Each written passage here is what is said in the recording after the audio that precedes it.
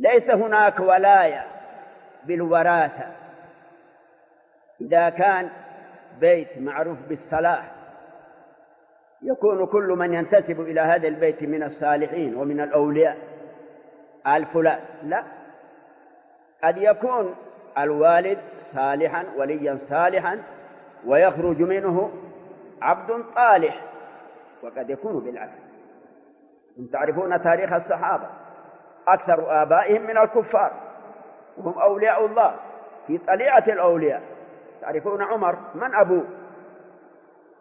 وهل تشكون في ولاية عمر؟ لا. فلنفهم بأن الولاية أمر مكتسب لا يؤخذ بالوراثة، ولا هناك اصطفاء. الاصطفاء للأنبياء، الولاية مكتسبة لا تورث.